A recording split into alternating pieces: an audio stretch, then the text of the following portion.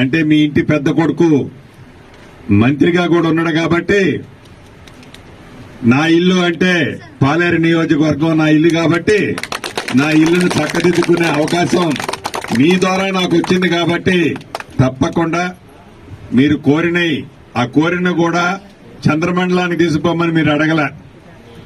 ప్రతి మనిషికి ఏదైతే అవసరం ఉంటుందో ఆ అవసరానికి అవసరమైనయే మీరు అడిగారు. మీరు అడిగిన అన్ని న్యాయమైన కోరికలే. వీలైనంత తొందరలో ఈ కోడ్ అయిపోవడంతోనే యుద్ధ ప్రాతిపదిక మీద మీకు మార్పు కనిపిస్తుంది.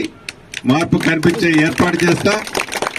కింద ఆయకట్టు 150 ఎకరాలకు ఏదైతే కలవట్టు బూడిపోయిందన్నారో ఆ కలవట్టు ఇప్పుడు ఈ రోడ్డు వేసేటప్పుడు కొత్త కలవట్టు కడతా.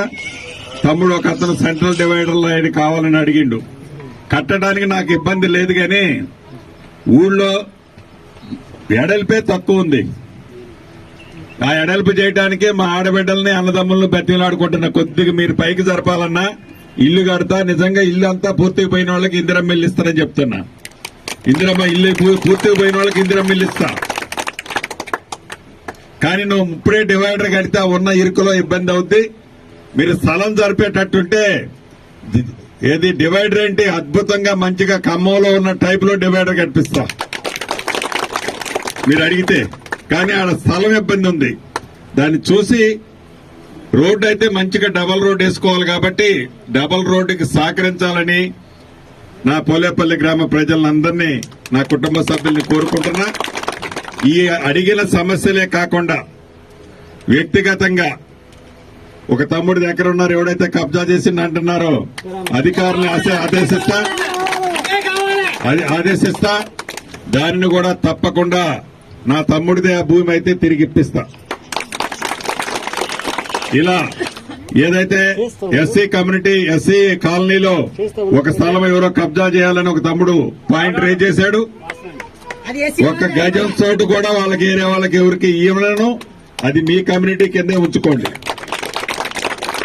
ఇలా మీరు ఏవైతే కమ్యూనిటీ కోసం ప్రజలందరి కోసం అడుగుతున్న కోరికలన్నిటినీ తీర్చగలిగే స్థాయిలో మీ దీవెనలతో నేనున్నా.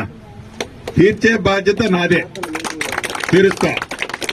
చివరిగా మీకు చెప్పేది, కురమన్నకి మీ అందరికీ చెప్పేది, ఈ గ్రామంలో ఒక 5గురితో ఒక కమిటీ వేసుకోండి.